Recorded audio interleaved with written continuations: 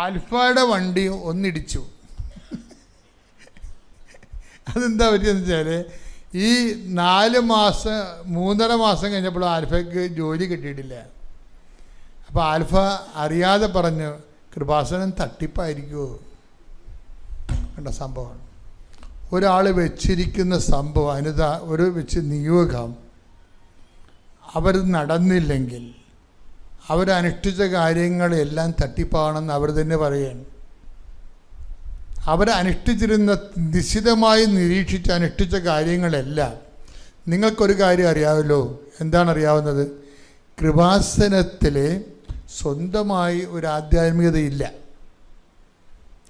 സ്വന്തമായ ആധ്യാത്മികതയിൽ സുവിശേഷ വിഹിതമായ ആധ്യാത്മികതയെ മരിയനൈസ് ചെയ്തിരിക്കുകയാണ് ഇവിടെ.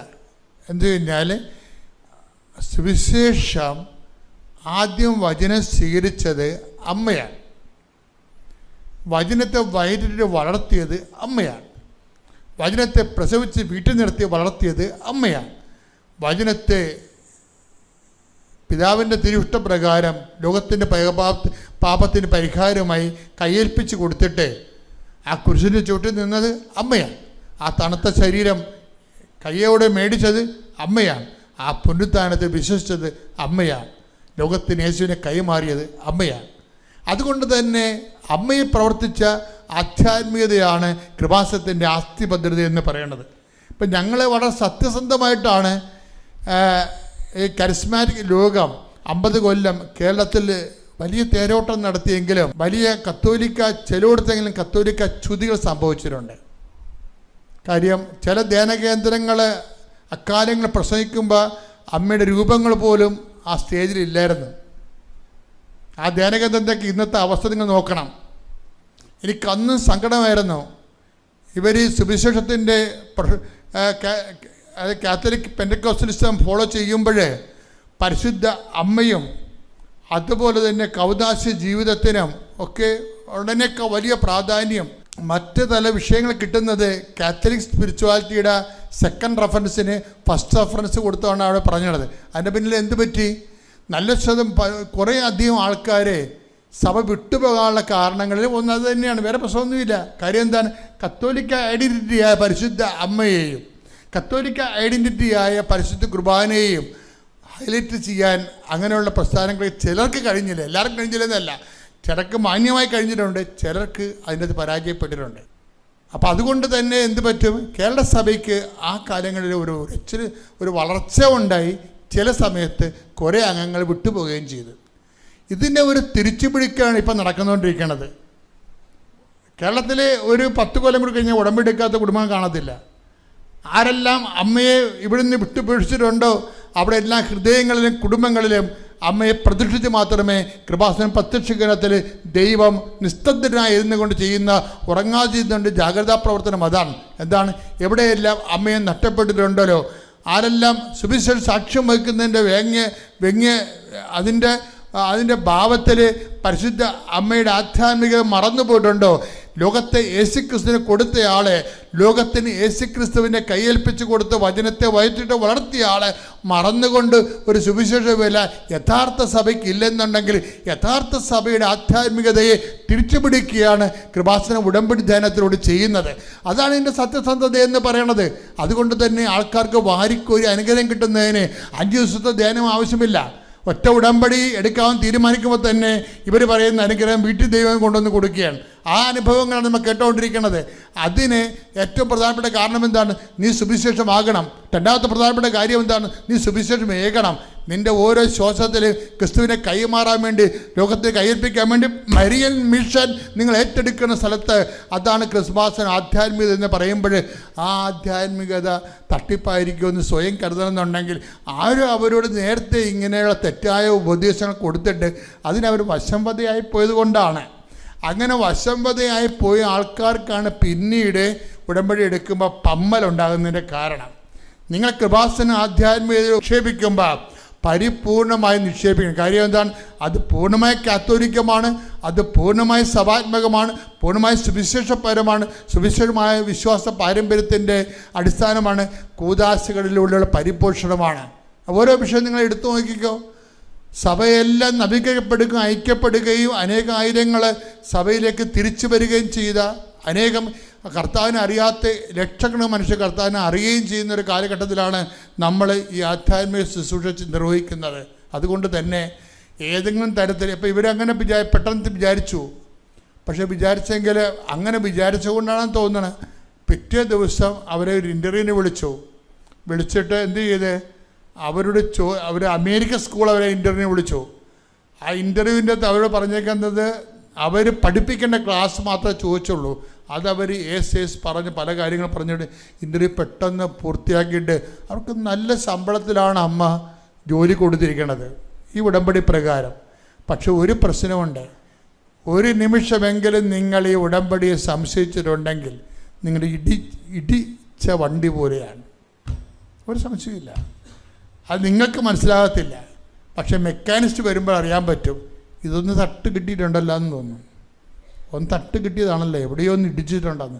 നേരെ കണ്ട വണ്ടി കച്ചവടക്കൊക്കെ മനസ്സിലാകത്തില്ല. മെക്കാനിസ്റ്റ് വന്ന് കുരുക്കി നോക്കുമ്പോൾ എവിടെയാണ് തട്ടിയതെന്നും അങ്ങോട്ട് ചെന്ന് ഇടിക്കണേ ചെയ്ത് ഇങ്ങോട്ട് വന്ന് ഇടിക്കണേ ചെയ്തെന്നൊക്കെ അവൻ പറയും.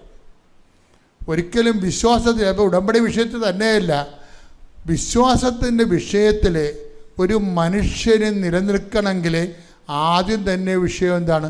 സംശയിക്കാതിരിക്കണം. നിങ്ങൾ ഏറ്റവും കൂടുതൽ പ്രാർത്ഥിക്കേണ്ടത് എന്തിനാണെന്നറിയാവോ? സംശയിക്കാതിരിക്കാനുള്ള വിശ്വാസം തരാൻ വേണ്ടി പ്രാർത്ഥിക്കുക. കർത്താവ് ദൈവമേ, ജീവിതത്തിന്റെ പരീക്ഷണങ്ങളിലൂടെയും ദൈവദത്തമായ പരിശീലനങ്ങളിലൂടെയും കടന്നു പോകുമ്പോൾ ഞാൻ പരിശീലനം നേടുന്നതിന് പകരം എന്റെ കാര്യം നടക്കാൻ താമസിക്കുന്നു എന്ന് വിചാരിച്ച് സംശയിക്കാതിരിക്കുവാൻ കർത്താവേ എന്നെ അനുഗ്രഹിക്കണമേ. ശ്രദ്ധിക്കട്ടെ. ഹല്ലേലൂയ, ഹല്ലേലൂയ, ഹല്ലേലൂയ,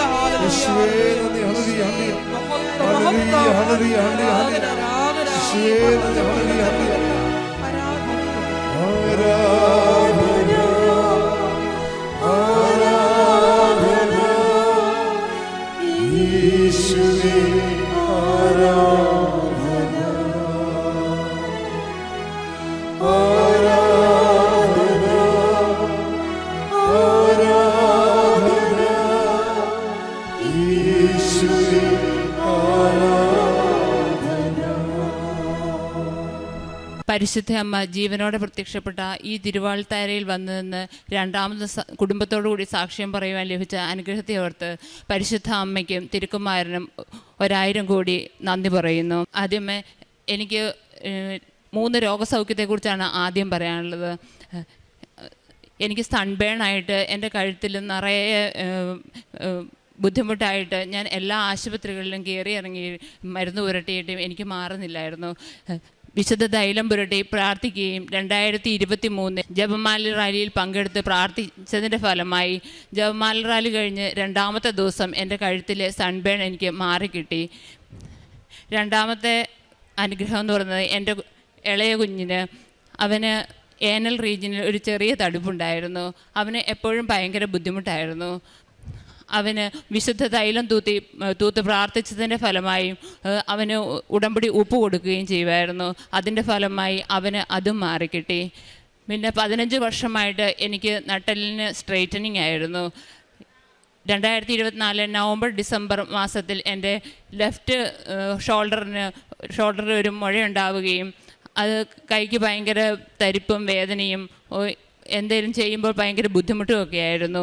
ഞാൻ ഡോക്ടറെ പോയി ഞാൻ ഉടമ്പടി തൈലം തൂത്ത് പ്രാർത്ഥിക്കുമായിരുന്നു. കുളിക്കുമ്പോൾ വെള്ളത്തിൽ ഉടമ്പടി ഉപ്പിട്ട് കുളിക്കുകയും ചെയ്യുകയായിരുന്നു.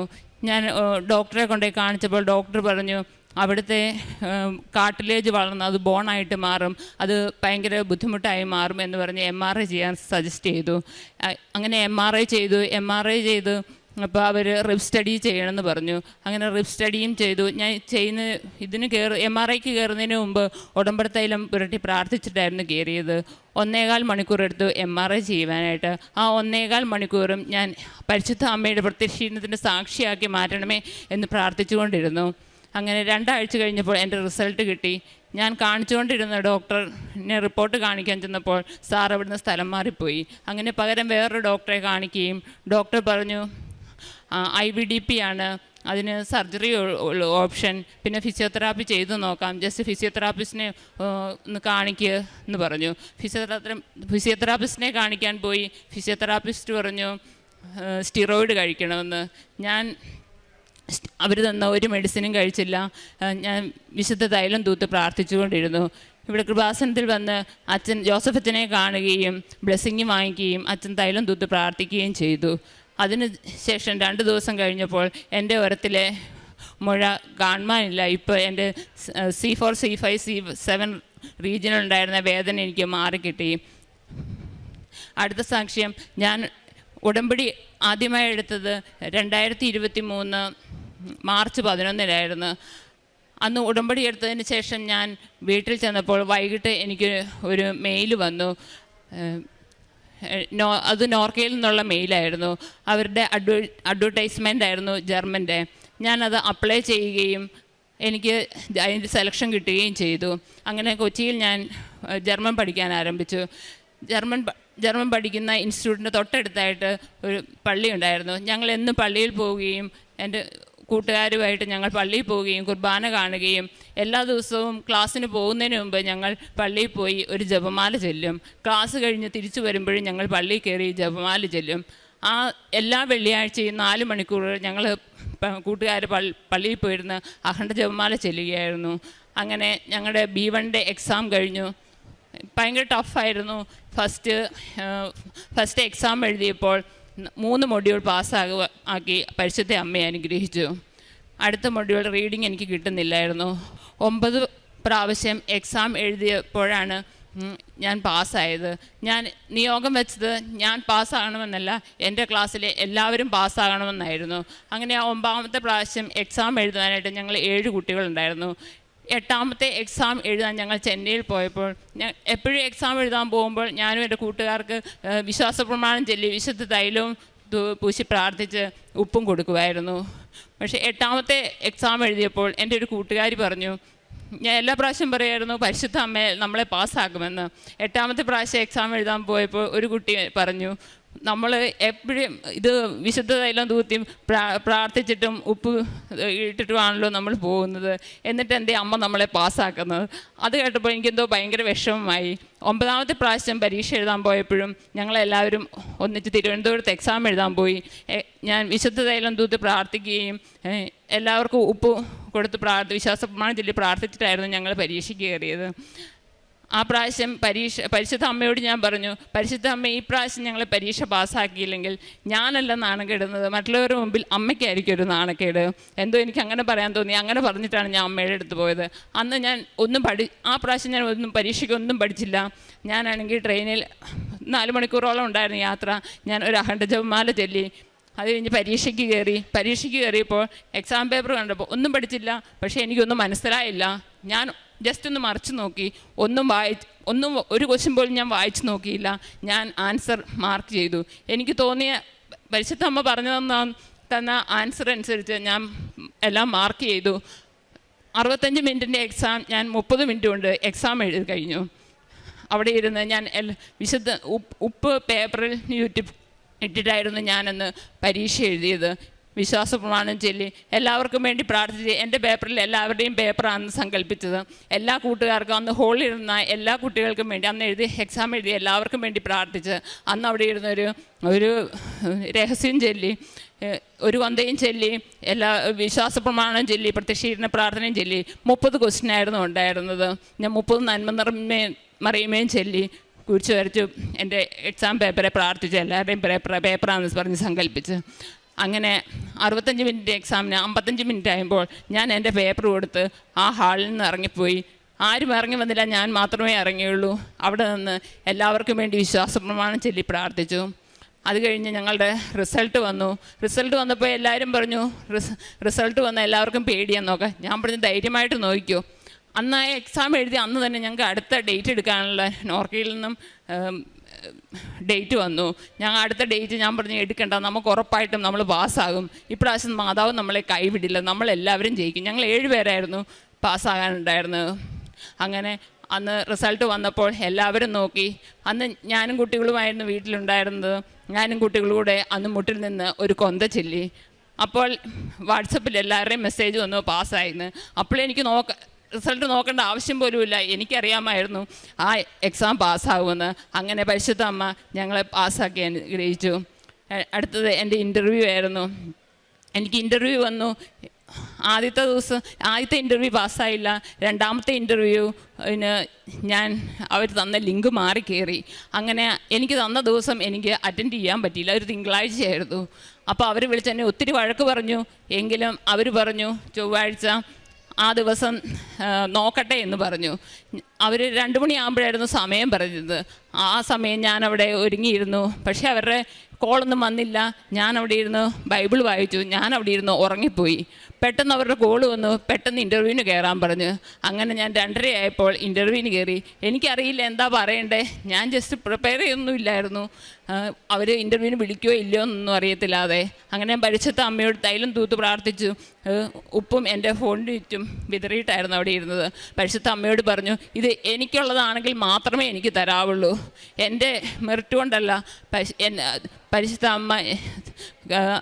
പരിശുദ്ധ അമ്മയുടെ അനുഗ്രഹത്താൽ എനിക്ക് ഈ ജോലി തന്നാൽ മതി, അല്ലെങ്കിൽ എനിക്ക് വേണ്ട. എനിക്ക് ശരിക്കും പറഞ്ഞാൽ വിദേശത്ത് പോകണമെന്ന് വലിയ ആഗ്രഹമുള്ള ഒരു വ്യക്തിയൊന്നും ആയിരുന്നില്ല. പരിശുദ്ധ അമ്മ അങ്ങനെ എന്നെ ഇവിടം വരെ എത്തിച്ചു. അങ്ങനെ എനിക്ക് ഇൻ്റർവ്യൂ സെലക്റ്റായി. ഇപ്പോൾ എനിക്ക് വിസ വന്നു. 30-ാം തീയതി ഞാൻ ജർമ്മനിക്ക് പോവുകയാണ്. ഒത്തിരി എല്ലാവരും ഞാൻ ഈ 2 വർഷത്തോളമായി ഞാൻ എന്നും ജോലിയില്ലാതെ ഇരുന്നെങ്കിലും പള്ളിയിൽ പോകുവാനുള്ള കൃപ എനിക്ക് പരിശുദ്ധ അമ്മ തന്നു.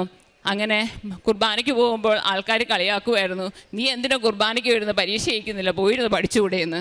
പിന്നെ ആൾക്കാർ പറയും, 15 വർഷത്തോളമായി എക്സ്പീരിയൻസ് ഉള്ള ഞാൻ നാട്ടിലൊക്കെ ജോലി ചെയ്തിരുന്നുവെങ്കിലും ആൾക്കാർ പറയും നിനക്കൊരു ഭാഗ്യമില്ലാത്തവളാണല്ലോ മറ്റുള്ള പെൺപിള്ളേരെ കണ്ടുപിടിക്കുകയെന്ന്.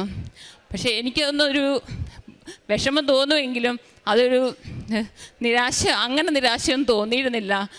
പരിശുദ്ധ അമ്മ എന്നെ ഇവിടം വരെ ഉയർത്തി. അടുത്ത സാക്ഷി മെയ് 2-ന് എനിക്ക് എൻ്റെ ജീവിതത്തിൽ എന്തോ നടക്കും എന്നൊരു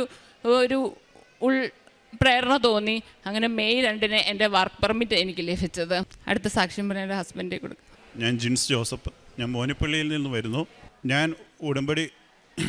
ഞാൻ സൗദിയിൽ ജോലി ചെയ്തുകൊണ്ടിരിക്കുന്ന വ്യക്തിയായിരുന്നു. സൗദിയിൽ ജോലി ചെയ്തുകൊണ്ടിരുന്നപ്പോൾ എനിക്ക് ഒറ്റയ്ക്കായതുകൊണ്ട് സൗദിയിൽ എനിക്ക് ഒറ്റയ്ക്കുള്ള ജീവിതം അടുപ്പായതുകൊണ്ട് തിരിച്ചു പോരണമെന്നുള്ള എപ്പോഴും പറഞ്ഞുകൊണ്ടിരുന്നു. അങ്ങനെ പക്ഷേ ഒരു ജോലിയില്ലാതെ മുന്നോട്ട് പോകുന്നത് ബുദ്ധിമുട്ടാണെന്നുള്ളൂ എന്ന് വിചാരിച്ചു. അങ്ങനെയാണ് ഇവൾക്ക് ജൻസിക്ക് നോർക്ക വഴി ത്രൂ സെലക്ഷൻ കിട്ടി. അപ്പോൾ ആ പേരും പറഞ്ഞ് എനിക്കെങ്ങനെ പോരാ എന്നുള്ള രീതിയിൽ ഞാൻ നാട്ടിലോട്ട് പോരുകയാണ്. പക്ഷേ എൻ്റെ പോരേണ്ട സമയമായപ്പോൾ ഞാൻ അവളോട് പറയുന്നു, നിൻ്റെ എക്സാം എല്ലാം പാസ്സായി, നിനക്ക് ജോലിക്ക് പോയി കഴിഞ്ഞെന്ന് വരെ ഞാനിവിടെ നിൽക്കാം. പക്ഷേ അവൾ എന്നോട് അത് സമ്മതിച്ചില്ല. ചേട്ടായി പോരണം, പിള്ളേരെ നോക്കാൻ ആളില്ല, പിള്ളേരെ നോക്കാൻ വരണം എന്നുള്ള രീതിയിലാണ് ഞാൻ ജോലി നിർത്തി പോരുന്നത്. പക്ഷേ ഞാൻ സൗദിയിലായിരുന്നപ്പോഴും ഞാൻ ഇവിടെ അവധിക്ക് വരുമ്പോൾ ഞാൻ ഇവിടെ വരികയും പ്രാർത്ഥിക്കുകയൊക്കെ ചെയ്യുമായിരുന്നു. എനിക്ക് പക്ഷേ ഉടമ്പടി എടുത്തിട്ടില്ലായിരുന്നു. ഉടമ്പടി എടുത്താൽ അതിൻ്റെ കാര്യങ്ങളെല്ലാം കൃത്യമായി നിർവഹിക്കാൻ ജോലി തിരക്ക് മൂലം എനിക്ക് പറ്റില്ല. സൗദിയിലെ സിറ്റുവേഷൻ അങ്ങനെയാണ്. അതുകൊണ്ട് എനിക്ക് പറ്റില്ലാത്ത എന്നുള്ള വിശ്വാസത്തിൽ ഞാൻ ഉടമ്പടി എടുത്തിരുന്നില്ല. പക്ഷേ ഞാൻ അതിയായി ആഗ്രഹിച്ചിരുന്നു ഉടമ്പടി എടുക്കണമെന്ന്. അങ്ങനെ ഞാൻ സെപ്റ്റംബർ 2023 സെപ്റ്റംബർ 1-ാം തീയതി ഞാൻ നാട്ടിലെത്തി ഉടമ്പടി എടുക്കണമെന്ന് എനിക്ക് അതേ ആഗ്രഹമുണ്ട്, ഞാൻ എടുക്കണമെന്ന്. പക്ഷേ ഉടമ്പടി എടുക്കുന്നതിന് മുമ്പ് ഞാൻ ചെയ്ത കാര്യം എന്നോട് ശത്രുതയായിട്ടിരിക്കുന്നു. എന്നോട് സംസാരിക്കാതെ എന്നോട് ശത്രുതയായുള്ളവരോട് ഞാൻ ആദ്യം പോയി അങ്ങോട്ട് രമ്യതപ്പെട്ടു. അതിനുശേഷമാണ് ഞാനിവിടെ വന്ന് ഉടമ്പടി എടുത്തത്. ഉടമ്പടി എടുത്തു കഴിഞ്ഞപ്പോൾ ഉടമ്പടി എടുക്കുന്നതിന് മുമ്പ് തന്നെ ഓൾറെഡി എനിക്കും ഈ നോർക്ക വഴിയുള്ള ജർമ്മൻ്റെ സെലക്ഷൻ കിട്ടിയിരുന്നു. ജർമ്മൻ പഠിക്കുന്നതിനുള്ള സെലക്ഷൻ കിട്ടി. അപ്പോൾ എനിക്കറിയാമായിരുന്നു ജർമ്മൻ ഭയങ്കര ബുദ്ധിമുട്ടാണ്, എന്നെക്കൊണ്ടത് കഴിയില്ലാത്ത കാര്യം. കാരണം ഞാൻ ഇതിനു മുമ്പ് IELTS പഠിക്കാൻ പോയിരുന്നു. അത് എക്സാം എഴുതേണ്ട സമയമായപ്പോൾ എന്നെക്കൊണ്ട് കഴിയില്ല, എനിക്ക് പറ്റില്ല എന്ന് പറഞ്ഞ് ഞാൻ എക്സാം എഴുതാതെ അത് നിർത്തിയിട്ടാണ് ഞാൻ സൗദിക്ക് സെലക്ഷൻ കിട്ടി പോയത്. അതുകൊണ്ട് ഇത് എന്നെക്കൊണ്ട് കഴിയാത്ത കാര്യമാണെന്ന് എനിക്കറിയാവുന്നതുകൊണ്ട് ഞാനിവിടെ വന്ന് ഉടമ്പടി എടുത്തു. ഉടമ്പടി എടുത്ത് അതിന് 2017 സെപ്റ്റംബർ 2023 ഞങ്ങൾ ഉടമ്പടി എടുത്തത്. ആദ്യമായി ഉടമ്പടിയിലേക്ക് വന്നത്. അതിനുശേഷമാണ് നോർക്കയുടെ ഇൻ്റർവ്യൂവിന് പോകും. ഞാൻ ഉടമ്പടി കാശ് രൂപം എണ്ണയും തൈലവും ഉപയോഗിച്ചുകൊണ്ടാണ് ഇൻ്റർവ്യൂവിന് പോയത്. അത് കഴിഞ്ഞ ശേഷമാണ് ആ ഇൻ്റർവ്യൂവിൽ ആദ്യത്തെ എനിക്ക് പഠിക്കാനുള്ള സെലക്ഷൻ കിട്ടിയത്. അതിനുശേഷം പഠനം ആരംഭിച്ചു. പിന്നെ സമയച്ചുരുക്കം കൊണ്ട് ഞാൻ പെട്ടെന്ന് കാര്യങ്ങൾ പറയാം. ഉടമ്പടിയിലൂടെ കാര്യങ്ങൾ എങ്ങനെയാണ് നേടിയെടുക്കുന്നതെന്ന് ഞാൻ കൃത്യമായിട്ട് പറഞ്ഞു തരാം, എൻ്റെ അനുഭവത്തിലൂടെയുള്ള കാര്യങ്ങൾ.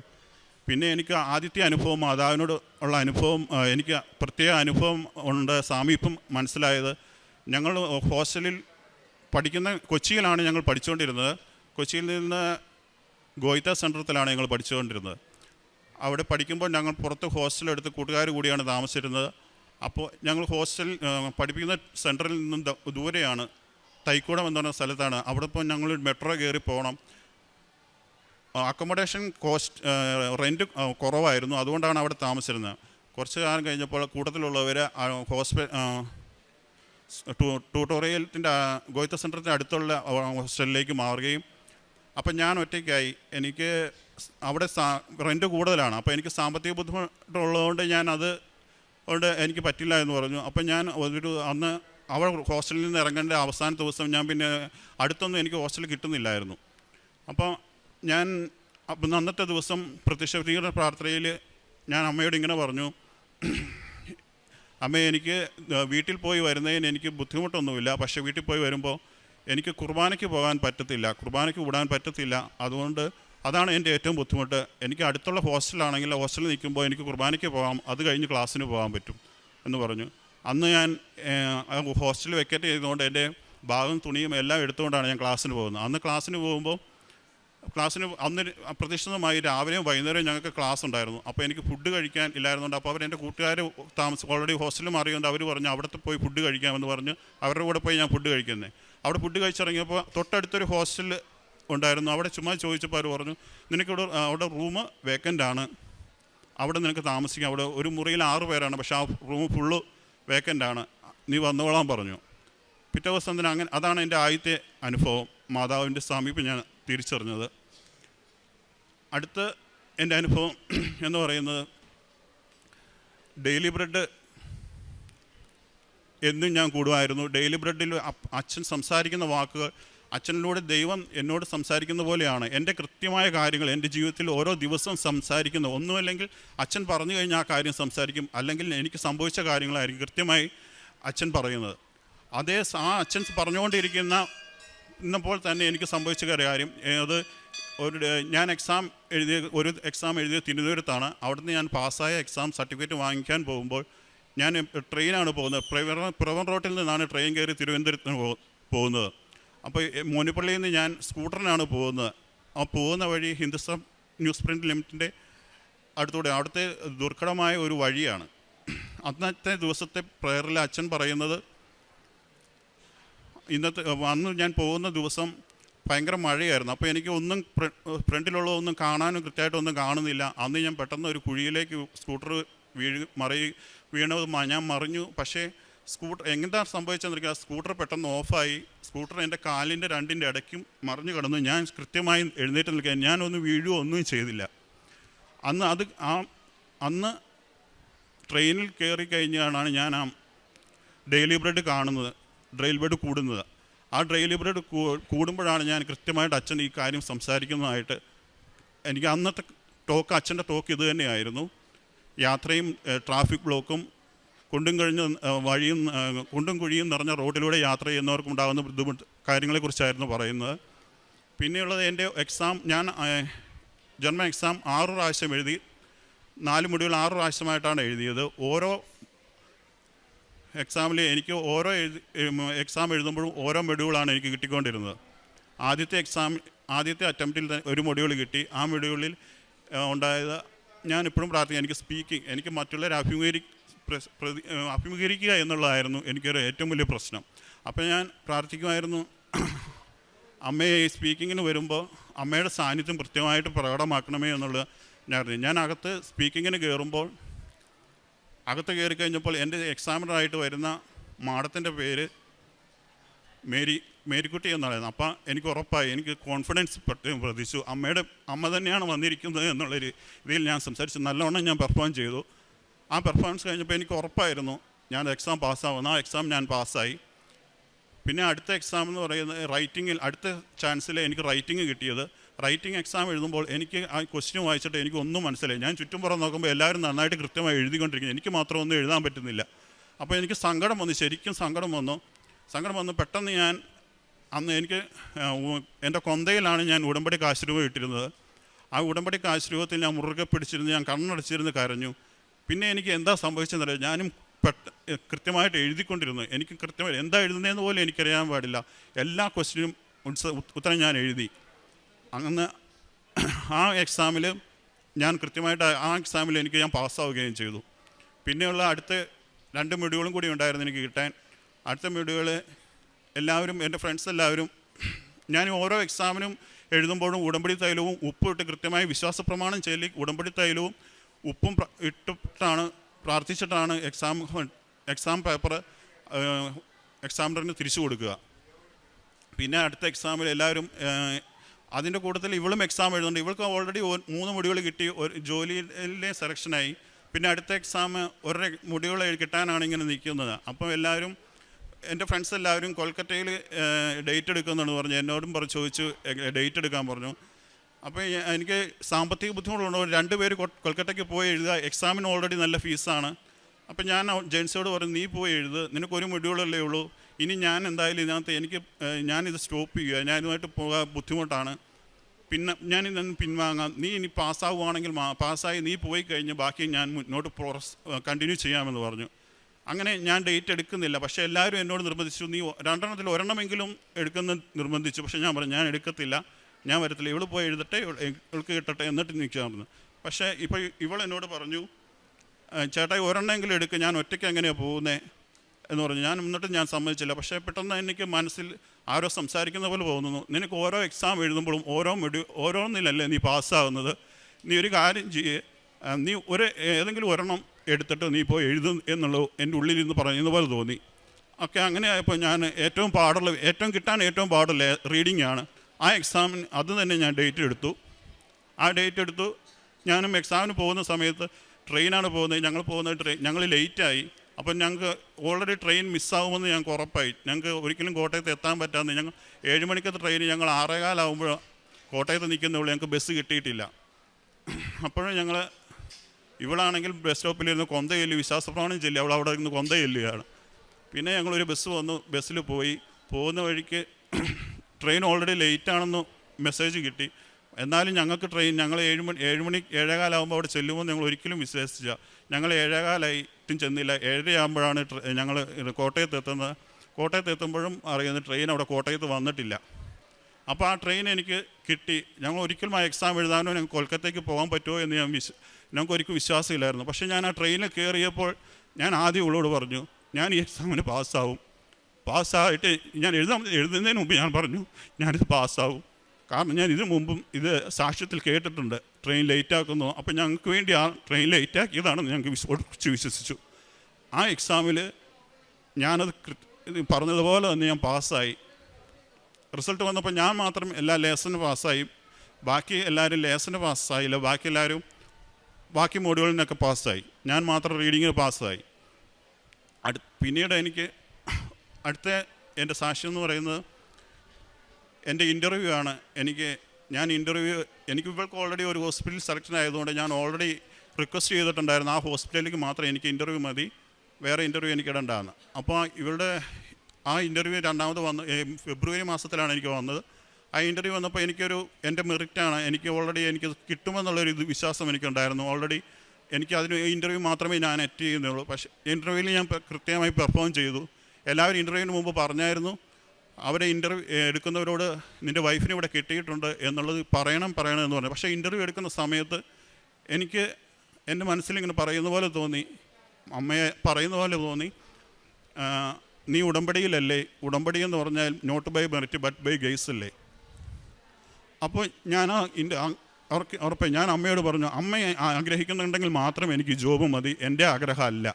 അപ്പം ഞാനത് ഇൻ്റർവ്യൂ എടുത്ത ആളോട് ഞാൻ വൈഫിന് കിട്ടിയെന്ന് ഇൻ്റർവ്യൂവിൻ്റെ കാര്യം പറഞ്ഞില്ല. ഞാൻ ഇൻ്റർവ്യൂ എൻ്റെ കാര്യങ്ങൾ ചോദിച്ചതെല്ലാം കൃത്യമായി പെർഫോം ചെയ്തു.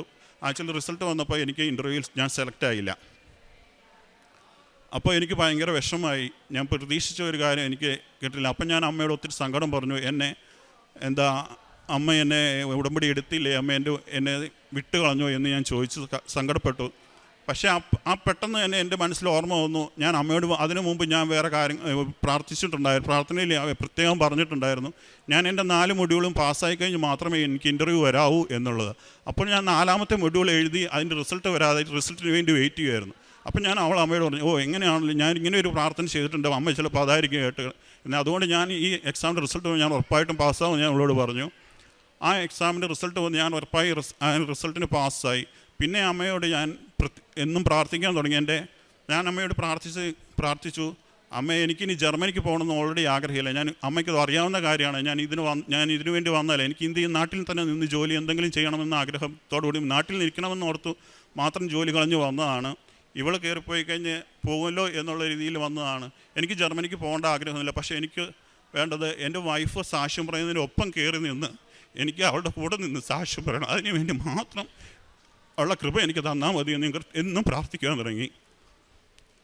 എനിക്ക് ഉടനെ തന്നെ 2 മാസം കഴിഞ്ഞപ്പോൾ നോർക്കയിൽ നിന്നൊരു മെയിൽ വന്നു, നിനക്ക് സാർബ്രൂക്കനിലോട്ട് നിൻ്റെ CV സെലക്ട് ചെയ്തിട്ടുണ്ട്, അവർ നിന്നെ ഇൻ്റർവ്യൂ നടത്താൻ ആഗ്രഹിക്കുന്നത്, നിനക്ക് ഇൻട്രസ്റ്റ് ഉണ്ടെങ്കിൽ നീ 2 ദിവസത്തിനുള്ളിൽ ഇൻട്രസ്റ്റ് അയക്കണം, താല്പര്യമുണ്ടെന്ന് അറ്റൻഡ് ചെയ്യാൻ. അപ്പം ഞാൻ ഓൾറെഡി ഞാൻ നെറ്റിൽ സെർച്ച് ചെയ്തു. ഹോസ്പിറ്റൽ തമ്മിൽ ഇവർക്ക് കിട്ടിയിരിക്കുന്ന ഹോസ്പിറ്റലും എനിക്ക് വരുന്ന ഹോസ്പിറ്റലും തമ്മിൽ 450 കിലോമീറ്റർ ദൂരമുണ്ട്.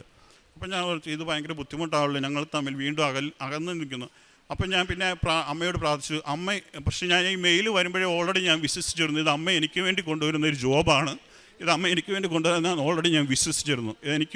എങ്കിലും ഞാൻ അമ്മയോട് പ്രാർത്ഥിച്ചു, അമ്മ തന്നെ ഇത് എനിക്ക് കൊണ്ടുവരുന്നതാണെങ്കിൽ അമ്മ തന്നെ എന്നെ വെളിപ്പെടുത്തി തരണമെന്ന് പറഞ്ഞു. കാരണം എനിക്ക് 2 ദിവസത്തെ സമയമേ ഉള്ളൂ, ഇതിന് റിപ്ലൈ ചെയ്തില്ലെങ്കിൽ എനിക്കിത് അറ്റൻഡ് ചെയ്യാൻ പറ്റത്തില്ല. അപ്പോൾ വീട്ടിൽ വന്ന് ഞാൻ ഇവളോടും പറഞ്ഞു, ഇങ്ങനെയാണ് ഞാൻ അമ്മയോട് ഇങ്ങനെ ഒരു കാര്യം പറഞ്ഞിട്ടുണ്ട്. അപ്പോൾ ഇവളുടെ കൂട്ടുകാരി ഇവളുടെ കൂടെ അവൾ ജർമ്മനിയിൽ ഓൾറെഡി വർക്ക് ചെയ്യുന്നുണ്ട്. അവളോട് ഇങ്ങനെ വിളിച്ച് ചോദിച്ചു, ഇങ്ങനെ ഒരു ഹോസ്പിറ്റലിൽ എനിക്ക് ഇൻ്റർവ്യൂ വന്നിട്ടുണ്ട്, ഈ ഹോസ്പിറ്റലിനെ കുറിച്ചൊന്ന് അന്വേഷിച്ച് കാര്യം പറയാം. അപ്പോൾ അവളുടെ ഹോസ്പിറ്റലിൻ്റെ പേര് പറഞ്ഞപ്പോഴേ അവൾ പറഞ്ഞു, ഇത് എൻ്റെ ഹോസ്പിറ്റലാണ്, ഇതിനകത്തേക്ക് ഇൻ്റർവ്യൂ വന്നിട്ടുണ്ട്, നിങ്ങൾക്ക് കിട്ടുമോ ഇല്ലയോ എന്ന് നോക്കണ്ട, ചുമ്മാ അറ്റൻഡ് ചെയ്യാതിരിക്കരുതെന്ന് പറഞ്ഞു. അപ്പോൾ ഞാൻ ഉറച്ച് വിശ്വസിച്ചു. അമ്മ എന്നെ സെലക്ട് ചെയ്യാമെന്ന് വീണ്ടും ഞാൻ ഉറച്ച് വിശ്വസിച്ചു. അപ്പം ഞാൻ ഇൻ്റർവ്യൂവിന് റെഡിയാണെന്ന് പറഞ്ഞൊരു തിരിച്ച് മെയിൽ അയച്ചു. പിന്നെ എനിക്ക് ഇൻ്റർവ്യൂവിൻ്റെ ഡേറ്റ് വന്നു. ജൂലൈ 16-ാം തീയതിയാണ് എനിക്ക് എൻ്റെ ഡേറ്റും വന്നു. ആ ഇൻ്റർവ്യൂവിൻ്റെ ഡേറ്റ് വന്നെങ്കിലും ഓൺലൈൻ ഇൻ്റർവ്യൂ ആണ്. 2-3 ദിവസം മുമ്പെങ്കിലും നമുക്ക് ഇൻ്റർവ്യൂവിനുള്ള ലിങ്ക് അവർ അയച്ചു തരുന്നതാണ്. അതിനു മുമ്പ് ഒരു ഇൻ്റർവ്യൂ ഡേറ്റ് എനിക്ക് തന്നു കഴിഞ്ഞാൽ അതിന് ഒരാഴ്ച മുമ്പ് നോർക്കയിൽ നിന്ന് തന്നെ എനിക്ക് അവിടുത്തെ കോർഡിനേറ്റർ എനിക്ക് മെയിൽ അയക്കുകയാണ്, നിൻ്റെ വൈഫ് ഓൾറെഡി ജർമ്മനിയിൽ ഒരു ഹോസ്പിറ്റലിൽ കമ്മിറ്റഡ് ആണ്, അവിടെ ഓൾറെഡി സെലക്റ്റഡ് ആണെന്ന് അവിടുത്തെ ജർമ്മനിയിൽ നിന്ന് അവർക്ക് ഇൻഫർമേഷൻ കിട്ടി. അപ്പം നിനക്ക് ഇങ്ങോട്ട് ഈ ഹോസ്പിറ്റലിലേക്ക് പോയി, നിങ്ങൾ തമ്മിൽ ഇത്രയും ദൂരമുണ്ട്, നിങ്ങൾ തമ്മിൽ അങ്ങോട്ട് പോയാൽ നീ വൈഫിൻ്റെ അടുത്തേക്ക് പോകുമോ എന്നും പറഞ്ഞ് എനിക്ക് ഒരു മെയിൽ വന്നു.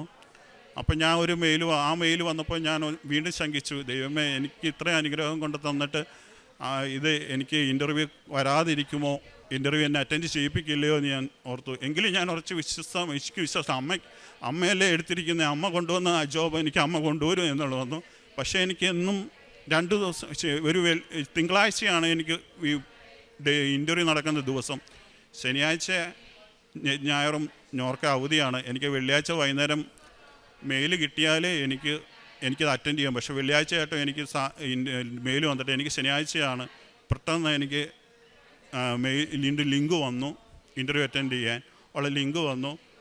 ഈ ഇൻ്റർവ്യൂവിൽ എനിക്ക് ഒന്നും പ്രിപ്പയർ ചെയ്യാൻ എനിക്ക് പറ്റിയിട്ടില്ല. ഞാൻ മറ്റുള്ള കാര്യങ്ങൾക്ക് വേണ്ടിയിട്ട് ഓടി നടക്കുക. മറ്റുള്ളവരുടെ കാര്യങ്ങൾ എനിക്ക് ഒത്തിരി കാര്യങ്ങൾ ഞാൻ ഇൻ്റർവ്യൂ ആണ്, എനിക്ക് പഠിക്കണം, എനിക്കൊന്നും പ്രിപ്പയർ ചെയ്യാൻ പറ്റിയിട്ടില്ല അമ്മേ, എനിക്കൊന്നും പറ്റുന്നില്ലല്ലോ എന്ന് പറയുന്നത്. എങ്കിലും എനിക്കൊരു വിശ്വാസം, അമ്മ കൊണ്ടുവരുന്ന കാര്യമില്ല, അമ്മ എന്ത് വേണേലും നടത്തി തരുമെന്ന് എനിക്കറിയാമോ, കുറച്ച് ഞാൻ വിശ്വസിച്ചിരുന്നു.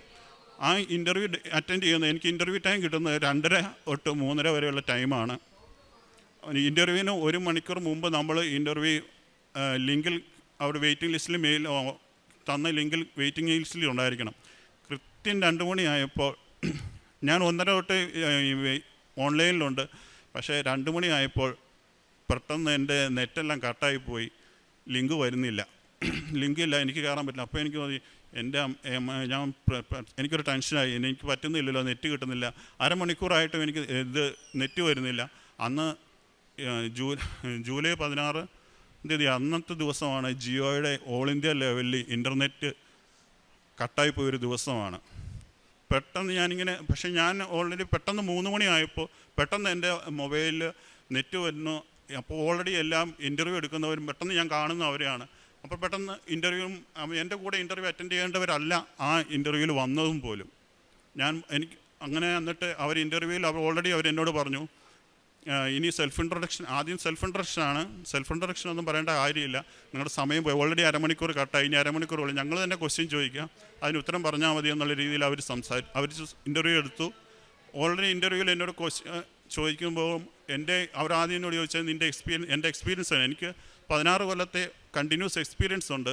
പക്ഷേ അവരെന്നോട് പറഞ്ഞു, നിനക്ക് എമർജൻസി ഡിപ്പാർട്ട്മെൻറ്റിൽ മാത്രമേ എക്സ്പീരിയൻസ് ഉള്ളൂ, നിൻ്റെ ഈ എമർജൻസിയിൽ നിനക്ക് ഒരിക്കലും രജിസ്റ്റേർഡ് നേഴ്സാവാതെ B2 പാസ്സായി രജിസ്റ്റേർഡ് നേഴ്സാവാതെ ജർമ്മനിയിൽ ജോലി ചെയ്യാൻ പറ്റത്തില്ല. അപ്പോൾ നിനക്ക് വേറെ എവിടെയെങ്കിലും എന്തെങ്കിലും എക്സ്പീരിയൻസ് ഉണ്ടോ എന്ന് ഞാൻ പറഞ്ഞു. എനിക്ക് ഏത് ഡിപ്പാർട്ട്മെൻറ്റ് വേലും എക്സ്പീരിയൻസ് എനിക്ക് ജോലി ചെയ്യാൻ പറ്റും. കാരണം ഞാൻ ഒരു ഡിപ്പാർട്ട്മെൻറ്റിലാണെങ്കിൽ സ്റ്റാഫ് ക്രൈസിസിലും പേഷ്യൻ്റ് കൂടുന്നതനുസരിച്ച് ഹോസ്പിറ്റലിൽ ഓരോ ഡിപ്പാർട്ട്മെൻറ്റിൽ മാറി ഞാൻ വർക്ക് ചെയ്തിട്ടുണ്ട്. പക്ഷേ എനിക്ക് ലിറ്ററലി ഒന്നും കാണിക്കാൻ എൻ്റെ രേഖയില്ല. എനിക്ക് എമർജൻസിയിലെ എക്സ്പീരിയൻസ് മാത്രമേ കാണിക്കാൻ പറ്റുള്ളൂ. അപ്പോൾ അവരെന്നെ പറയുന്നു, അത് ബുദ്ധിമുട്ടാണ്, നിനക്ക് എപ്പോഴും അത് തന്നെ പറഞ്ഞുകൊണ്ടിരുന്നു. പക്ഷേ അങ്ങനെ പറഞ്ഞ് അവർ ഇൻ്റർവ്യൂ കഴിഞ്ഞു ഉടനെ തന്നെ എനിക്ക് പെട്ടെന്നൊരു കോള് വന്നു. നോർക്കയിലെ കോർഡിനേറ്റർ തന്നെ പെട്ടെന്ന് എനിക്ക് കോള് വരികയാണ്. അവർ തന്നെ ഈ ക്വസ്റ്റ്യൻ തന്നെ, നിനക്ക് വേറൊരു ഡിപ്പാർട്ട്മെൻറ്റിൽ എക്സ്പീരിയൻസ് ഇല്ലേ, എന്തെങ്കിലും ഉണ്ടോ? എല്ലാം പറഞ്ഞു എനിക്കില്ല, എനിക്ക് പേപ്പറിൽ എനിക്ക് തരാൻ പറ്റത്തില്ല, എനിക്ക് ഉണ്ടെങ്കിൽ എനിക്ക് വെർബലി പറയാനും വരും, എനിക്ക് എവിടെ ഡ്യൂട്ടി ചെയ്താലും എനിക്ക് ചെയ്യാൻ പറ്റും, പക്ഷേ എനിക്ക് പേപ്പറിലില്ല എന്ന് പറഞ്ഞു. അപ്പോൾ ഓക്കെ, അപ്പോൾ ആ ഒരു കോൾ വന്നപ്പോൾ എനിക്ക് ഉറപ്പാണ്, ഈ ജോലി എനിക്ക് ഉറപ്പാണെന്ന് ഞാൻ വിശ്വസിച്ചു. അടുത്ത ദിവസമാണ് ഇൻ്റർവ്യൂവിൻ്റെ ലിസ്റ്റ് വരുന്നത്. ആ ഇൻ്റർവ്യൂ പാസ്സായതിൻ്റെ ലിസ്റ്റിൽ എൻ്റെ പേരുണ്ടായിരുന്നു, എനിക്ക് ജോലി കിട്ടി.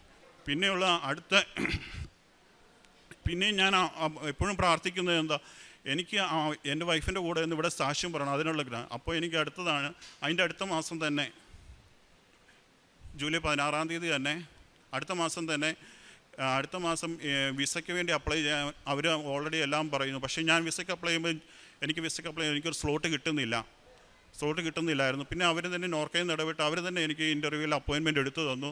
അത് കഴിഞ്ഞ് എനിക്ക് വിസ വന്ന ഡേറ്റ് ഞാൻ ഉടമ്പടി എടുത്ത ആ ഡേറ്റിൽ തന്നെ എനിക്ക് വിസ വന്നു. സെപ്റ്റംബർ 17, 2025 എനിക്ക് വിസ വന്നു. എനിക്ക് എൻ്റെ ട്രാവലിംഗ് എന്നോട് പറഞ്ഞിരിക്കുന്നത് നവംബറിൽ, ആദ്യം അവർ പറഞ്ഞ് ഒക്ടോബറിലാണ്. ഞാൻ ഒക്ടോബറിലാകുമ്പോൾ ഞാൻ എപ്പോഴും പ്രാർത്ഥിക്കുമായിരുന്നു, അമ്മയെ ഒക്ടോബർ 25 ജവമാല അഖണ്ഡ ജവമാലയാണ്, അതും കൂടെ കഴിഞ്ഞിട്ട് മാത്രമേ എനിക്ക് ടിക്കറ്റ് വരാതുള്ളൂ. കഴിഞ്ഞ ദിവസം അവിടെ നിന്നുള്ള വീഡിയോ കോൺഫറൻസിൽ അവർ പറഞ്ഞത് നവംബറിലായിരിക്കും ട്രാവലിംഗ് ഉണ്ടാകും, നവംബർ 7 ആയിരിക്കും ട്രാവലുണ്ട്. അമ്മയെ ഇത്രയും അനുഗ്രഹം തന്ന അമ്മയ്ക്ക് കൂടി നന്ദി പറഞ്ഞുകൊണ്ടിരിക്കുന്നു. ഇനി കാരുണ്യപ്രവൃത്തികളായിട്ട് ഞാൻ കാരുണ്യപ്രവൃത്തി ചെയ്യുന്നത്, എനിക്ക് പത്രം ഇവിടുന്ന് എല്ലാ മാസവും ഞാൻ വന്ന് പത്രം മേടിച്ചു കൊണ്ടുപോവുകയും എല്ലായിടത്തും പത്രം, റെയിൽവേ സ്റ്റേഷനിലും ബസ് സ്റ്റോപ്പിലും പത്രം വിതരണം ചെയ്യുമായിരുന്നു. പിന്നെ എൻ്റെ ഇടവപ്പള്ളിയിൽ ഒരു കെട്ട് പത്രം ഞാൻ എന്തായാലും കൊടുക്കുമായിരുന്നു. കിട്ടുന്ന അന്നേരം തന്നെ ആദ്യം പോയി എല്ലാവർക്കും തന്നെ. പക്ഷേ എല്ലാവരും ചോദിച്ചു, നിങ്ങളുടെ കാര്യം എന്തായത്? ഞാൻ പറഞ്ഞ്, അമ്മയ്ക്കൊരു സമയമുണ്ട്, ആ സമയം ആകുമ്പോൾ എല്ലാം ചെയ്ത് നടത്തിക്കോളും എന്നാണ് എല്ലാവരോടും മറുപടി പറഞ്ഞുകൊണ്ടിരുന്നത്. പിന്നെ എനിക്ക് മറ്റുള്ളവരെ സഹായിക്കുക എന്നുള്ളത്, ഞാൻ സാമ്പത്തികമായി ഇപ്പോൾ ഞെരുക്കത്തിലായതുകൊണ്ട് എന്നോട് സഹായം ആവശ്യമായാലും ഞാൻ എന്നെക്കൊണ്ട് കഴിയുന്ന സഹായം ഞാൻ ചെയ്യുമായിരുന്നു. ഞാൻ കൽക്കട്ടയിൽ പോകുമ്പോൾ എക്സാമിന് പോയപ്പോൾ ഞാൻ ഇവിടുന്ന് എല്ലാ ലാംഗ്വേജും ബംഗാളി, ഇംഗ്ലീഷ്, ഹിന്ദി എല്ലാ ലാംഗ്വേജിലുള്ള പത്രവും മേടിച്ചു തന്നു. പോകുന്ന വഴിക്ക് ട്രെയിനിലെല്ലാം ഞാൻ പത്രം കൊടുത്തിരുന്നു. പിന്നെ അവിടെ എൻ്റെ വൈഫിൻ്റെ അമ്മയുടെ അനിയത്തി അവിടുത്തെ സ്കൂളിലാണ്, മഠത്തിലെ സിസ്റ്ററാണ്, ആ സ്കൂളിലാണ്, അവിടെ മഠത്തിലൊരു സ്കൂളും ഉണ്ട്, അവിടെയാണ് വർക്ക് ചെയ്യുന്നത്. അപ്പോൾ ഞങ്ങളവിടെ പോയപ്പോൾ ഞങ്ങൾ അവിടെയാണ് സ്റ്റേ ചെയ്യുന്നത്. അന്നത്തെ എക്സാം എനിക്ക് ഉച്ചയ്ക്കായിരുന്നു എക്സാം. രാവിലെ ഞാൻ സ്കൂളിൽ ആ പത്രവുമായി, ബംഗാളി പത്രവുമായിട്ട് ഞാൻ സ്കൂളിൻ്റെ വാതിക്കൽ നിന്ന് ആ സ്കൂളിലെ പിള്ളേരെ കൊണ്ടുപോയിരുന്ന മാതാപിതാക്കൾക്ക് എല്ലാവർക്കും ഞാൻ ഈ പത്രം കൊടുക്കുമായിരുന്നു. ആ പത്രം കൊടുത്തിട്ടാണ് ഞാൻ എക്സാമിന് പോയത്. പരിശുദ്ധ അമ്മ മാതാവ് ഈ ഉടമ്പടിയിലൂടെ എനിക്ക് വന്ന എല്ലാ അനുഗ്രഹങ്ങളെക്കുറിച്ചും ഓർത്തുകൊണ്ട് അമ്മയ്ക്ക് ഞാൻ 1000 നന്ദി പറയുന്നു. അമ്മയ്ക്കും തിരുക്കുമാരനും ഒരുപാട് നന്ദി പറഞ്ഞുകൊണ്ട് ഇനി മുൻപോട്ടുള്ള എൻ്റെ ഈ ജീവിതകാലം മുഴുവൻ ഈ ഉടമ്പടിയിൽ നിലനിൽക്കണമെന്നുള്ളതാണ് എൻ്റെ ആഗ്രഹം. അതിന് അമ്മ എനിക്ക് അനുഗ്രഹം വരട്ടെ എന്ന് പറഞ്ഞുകൊണ്ട് ഞാൻ എൻ്റെ സാക്ഷ്യം അമ്മയ്ക്കയുടെ കൃപാദങ്ങൾ സമർപ്പിക്കുന്നു.